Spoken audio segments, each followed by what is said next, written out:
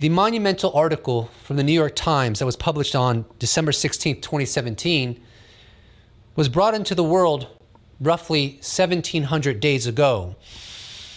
And yet there has been no implosion on the UAP issue. There hasn't been anyone coming out of the United States government attempting to put the kibosh on this, trying to throw cold water on everything that has occurred up until this point, trying to bring reason into the discussion. From my perspective, everything is pointing to a genuine scientific mystery that establishes there are technologies in our airspace and in our oceans that are unaccounted for and exceed all known human created and operated technologies. Now, I've been following Twitter and I've been seeing some predictions emerge about things that are going to happen in the near future that will escalate the disclosure process even further. Before I get into those tweets, I want to show a very brief clip taken from an interview I did with Randall Nickerson, who directed the movie Aerial Phenomena. And he told me in July that he has seen smoking gun videos of UAP owned by a country outside of the United States, and that may get released in the year of 2022, the one we're in. So let's cover that real quickly as a review, because the tweets that I'm seeing may be related to what Randall Nickerson said, though I don't know. But I think that we're going to be seeing quite a bit more on the video side. I think there is smoking. I've seen it myself. I mean, I've seen videos that are not public that will soon be public. And I don't know why they're not showing those, at least on the official level, but I think they're trying to take it slow, gradually release. Are these government videos that you've seen? No. Private collection. Correct. And what's their hesitation to just have a new? It's owned by another country. Wow. Can you say the country? I can't even, I shouldn't even have mentioned it, but it's not like there's just one. And how, and so that's very interesting. So let me ask you. There's plenty of good video, there's plenty of things out there. There's a lot of CGI and, but there are some solid cases out there that have never been, what do they call it, debunked or right. There's some really great photographs and video. But I think we'll see. I think we're going to see a lot this year that we've never seen. So I hope so. Okay. So those videos that you saw owned by another country, how compelling would you define them in terms of being unambiguous? Very.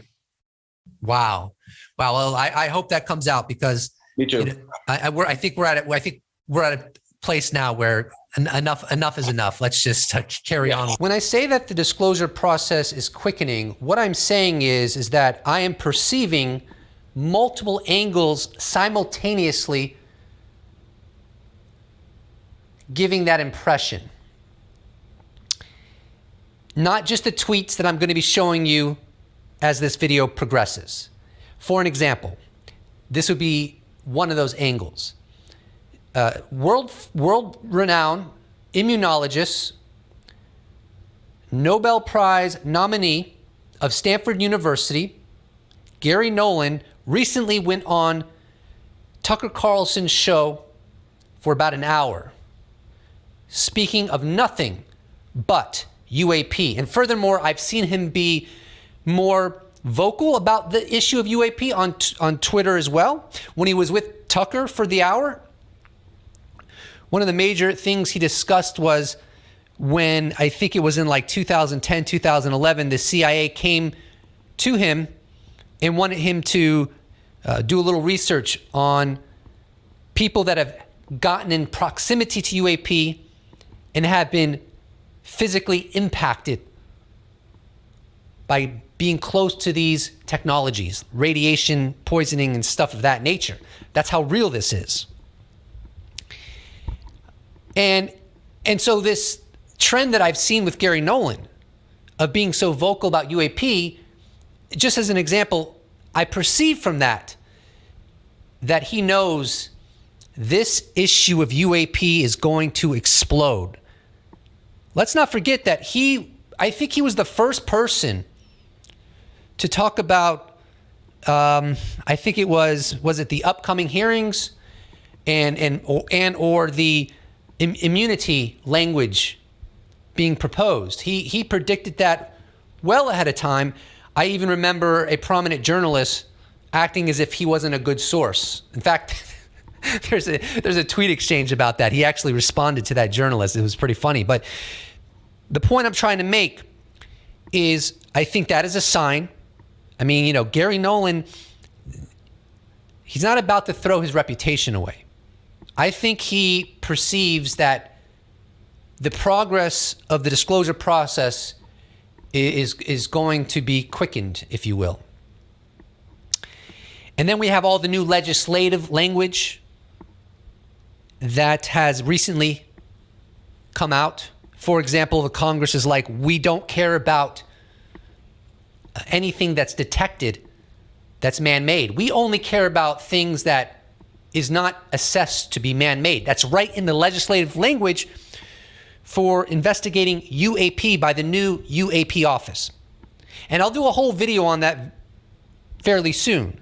But that would be another angle that I'm seeing that is demonstrating to me, albeit subjectively, that there is a quickening that is taking place right now. Add on to that pile that we're 1,700 days into this from the December 16th, 2017 New York Times article, and there is no implosion.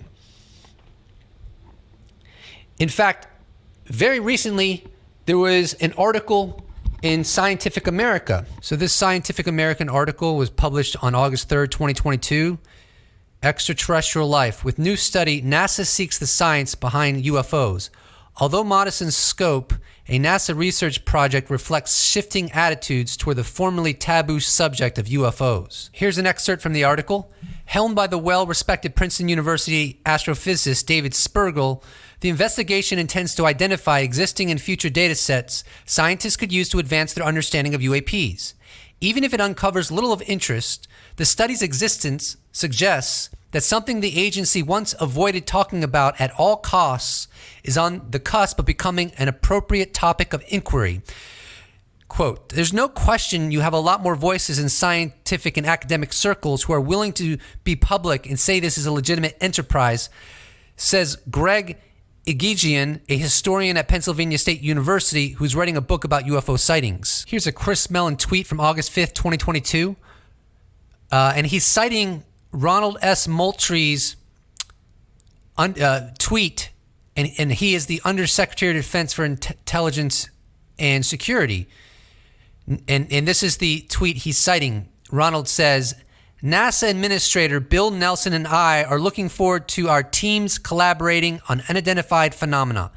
We greatly appreciate all that our NASA colleagues are doing in the areas of science and exploration. And Chris Mellon writes in response to that, for me, this is a dream come true, something that makes perfect sense, but that I wasn't sure I'd live to see happen. Congratulations to Administrator Nelson and Undersecretary Moultrie. I want to share one last thing with you before I dig into the tweets that I've recently come across predicting important developments within the disclosure process. Here is a tweet from Noah Espera. And what he says in this tweet, I think really gets to the heart of the matter about what is ultimately inevitable if this is all but what some skeptics like to call a UFO flap or a mind virus. Noah Espera writes, here's what I don't understand about the skeptics. Lou Elizondo et al. Have put their reputation and skin in the game in a way that suggests a payoff. If they are BSing everyone, then they will have a very public fall from grace. If you hate them, just get the popcorn and chill. To which I respond, hard to argue with this logic regarding an inevitable fall from grace if they are wrong about UAP. Now it's time to get into the series of tweets that I came across forecasting really important developments happening within the next 2 weeks. And another tweet, I think, forecasting stuff happening within the year 2022. And I found these sentiments interesting enough to where I felt compelled to share. Now, the first set of tweets comes from a person named Dan Zetterstrom. He's involved with UAP Media UK. He's also the co-host of That UFO podcast with at UFO UAPAM. He's from Wales. And he seems like a straight shooter. Seems like he has a level head. And if I didn't give him, as an individual, credence, I wouldn't even share his tweets. So let's jump right in. On August 8th, he wrote, I don't tend to do this at all, but I'm indulging now because, damn, y'all are going to be stupidly pleased this next week. In the words of Tom DeLonge, big things coming soon. We've been like excited children behind the scenes for a long while. Underneath that initial tweet, Coops writes, next week? You mean the week starting August 15th? Great, because we've been hearing this a lot over the years. Something big is happening soon. Someone is coming out with something big soon. I have it on good authority soon. Can't wait. Dan responds, both will drop within 7 days. One Friday, and one has a date that's up in the air, and I'll confirm as soon as I know. Phil Wareham writes, Ross Coulthart just said on latest Need to Know that he's convinced new hearings are coming very soon with people who know about legacy programs. He just went to the U.S. I'll bet someone £1 it's that. I want it to be Eric Davis. Dan responds, it's not. That's a different thing, which is awesome. Lots of people are working hard to push this forward on multiple fronts. The quickening. Monty F. writes, I reckon it's the triangle coming out of the water video. Dan responds, it's definitely not. Something older and something newer. Nicholas G. writes, is this related to a news event or your docuseries or both? Dan responds, both. Two things coming. You'll know them when you see them. Heraclitus writes, this week or next week? Dan responds, within 2 weeks. You'll know both things. Easy writes, I just hope whatever it is, that it's not like last time where UFO Twitter was going crazy about some quote unquote big news. And it turned out to be a crappy video of what looked like birds flying around each other. Keeping expectations in check from now on, laugh out loud. Dan responds, haha. I'd say they're both a lot better. And hey, if people hate them, fair enough.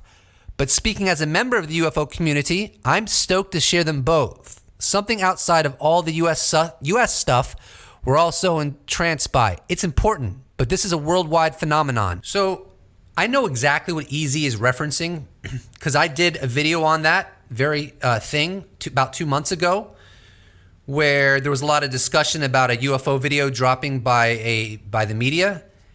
And honestly, it ended up being, in my subjective opinion, a nothing burger. What was portrayed in that video did indeed look like birds, and I think was birds. And that's why I never spoke about it again, because that would have just been a waste of everyone's time. Hopefully, with what Dan is talking about, which is going to happen within the next 2 weeks, is actually significant. And he's a level-headed guy, so we're all going to find out together. Now, here's Exo Academian, who I think is also well-connected. And he has a forecast of his own about what's going down with the disclosure process. On July 28th, he wrote, right now, the fall is shaping up to be out of this world in more ways than one. What a time to be alive. David Bates writes, love your work, huge respect. But vague hints and teases like this, been hearing them for decades from one quarter or another, in the UFO community have run their course and don't really serve any purpose other than to feed egos and raise hopes and anxiety levels. My 2 cents. Exo responds, sometimes we become so accustomed to being let down that we effectively immunize ourselves from awareness of a tectonic shift occurring beneath our feet. We guard ourselves against disappointment by assuming it's more of the same. History repeats itself until it doesn't. He continues. I was also referring to some things I'll be involved with in the fall that I can't speak about yet. The tweet was deliberately ambiguous while pointing to some very real things that'll be happening in the fall. Some of those impact all of us. And just today, on August 10th, 2022, I came across this tweet, the same day of which this video hopefully will publish, from Whitley Strieber. He writes, "It looks to me as if there is a dizzying time of change coming. China seems to be on the verge of attacking Taiwan. I think it could happen within weeks. Also, as soon as next week, I hear there are going to be some very surprising UFO disclosures. Wild." I'm just going to leave it there. I will just tell you that my assessment, putting my hand in the wind and so forth, and just looking at how this has unfolded up until this point and seeing new dynamics emerge in varied ways, leads me to the assessment that there is a quickening occurring, and it's going to start unfolding in more unambiguous and ways in which nobody can ignore. Ultimately, someone has the data, right? This is not a phenomena predicated on stories or witness testimony alone. Somebody has the data. How or why it has been insulated so successfully, I don't really care. But it's obvious to me that someone has the data. People are seeing this phenomena every single day. Why our camera phones and security cameras and privately owned satellites are not picking up this, while military systems are, in an unambiguous way that proves the existence of this technology. We can go on and on about that all day long, months and years, but ultimately somebody has the data. My personal opinion, I think this phenomena has a manipulative tendency, if you will. It can control how much it's recorded or how much data is collected on it. Maybe it's using incredibly advanced artificial intelligence to do that. Something we could probably do in 1,000 years if we were visiting other civilizations. But I don't know. That's only speculation. But I don't care, right? I think some of the skeptical arguments, while very reasonable and even persuasive, they get too bogged down on assumptions. What happens when what you're trying to study is exponentially more intelligent than you are? Well, then, in that situation, there are no reference points to guide us in how to navigate this. This is part of why this is so unbelievably complex. As far as I know, there are no smoking guns in the private sector in terms of like private citizens that I know of. Do I think there's smoking gun evidence in the military and in the aerospace companies arena? Yes, I absolutely believe there is. And I think, just as an example, the FLIR 1 video that shows that Tic Tac, I believe that is showing a machine that was not produced by man, but it's still not smoking gun evidence. Now, when David Fravor and others saw the original video of that, all of them, as far as I know, recollect seeing appendages clearly coming out of the object because they saw a higher resolution video. Now, would that higher resolution video be a smoking gun? I don't tend to think so. But the point I'm getting at is those videos that were released, as Elizondo has stated multiple times, were some of the least compelling videos. Further, there are probably much longer versions of those videos. That's certainly true with the gimbal video. That has been corroborated, that has been explained by Lieutenant Ryan Graves, F-18 pilot, retired. The data exists. I'm just telling you, in my opinion, the data exists. Now, the dynamics of how this has manifested is absolutely bizarre. I agree. Why would it exist within military hands? Why would it not exist in the private sector or public citizens? We're all walking around with cell phones. I don't know. People get so preoccupied with that as if that settles it. No. Complexity. The UAP has come to teach us complexity, whether it intended to do so or not. It's come to teach us nuance. It's come to humble us, and humble us it will. In my opinion. But we are in the quickening right now, in my opinion. I'm dead serious. I believe that. And I don't care if skeptics or debunkers throw it in my face 5 years from now if nothing happens. I don't care, son, because I'm going to call it like I see it, baby, because that's what we do. We call it like we see it.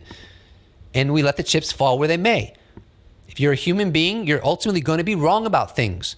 You're going to make mistakes. You're going to make errors. It's part of the human condition. I'm okay with that, baby. But I'm telling you right now, I think we're in the quickening.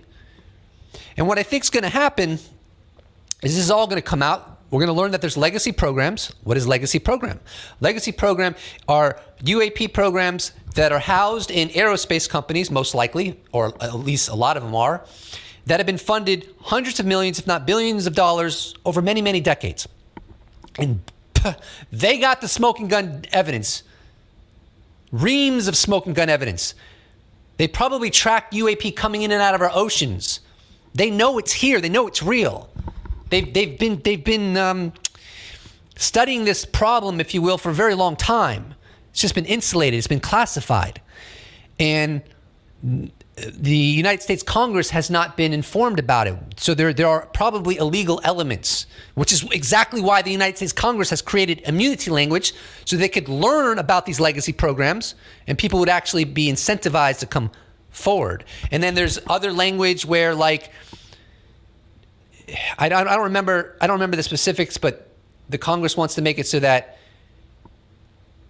those that come forward can sue their employees for as much money as they want, no cap, if they're threatened by their employees. I mean, this is some real stuff right here. And a lot of the skeptics are going to be like, oh, you're just this gullible analysis. This is a mind virus. This is just a flap. No, you're wrong, in my opinion. I know you're convinced you're right, like when mixed martial arts started coming onto the scene, baby. Remember that? MMA. There are people like, I'm a Taekwondo guy, and my sensei said it's perfect, right? It will work against anything. I'm a Kung Fu guy. Then they get in the ring, and they're so convinced. They believe it down to the core of their essence. I got it, man. I will overcome any opponent. And then they get in the ring with a jiu-jitsu guy, and they get their ass handed to them. I don't care about your confidence. I don't give a damn about your confidence. I'm going to call it like I see it, day in and day out. I haven't made a video in a long time, so I apologize for that, but hopefully this is a sign of what's to come. More videos, more consistent. But I can tell you what I think, and I'll continue to tell you what I think. I think we are headed in a direction where the entire globe, 8 billion of us, are going to know on a scientific level, not conjecture, not speculation, not fantasy, that we are not alone. And not alone meaning civilizations that are thousands of light years away. They're here. They have technologies in our airspace and in our oceans, day in and day out. Where they come from, don't know. There's a lot of theories about that. They could be aboriginal to our Earth for all I know, living under the oceans. Or they could be from other planets, but they came here a long time ago. So they're not exactly native, but they're kind of native. I really don't know. There's a lot. Some people think they could be time travelers. But what I do believe and what I do assess is this is real, and it has been covered up, even though that sounds real kooky. It has been covered up, and it's coming out now. And that train is going to continue its trajectory because all lies have expiration dates. This one is it's getting stinky.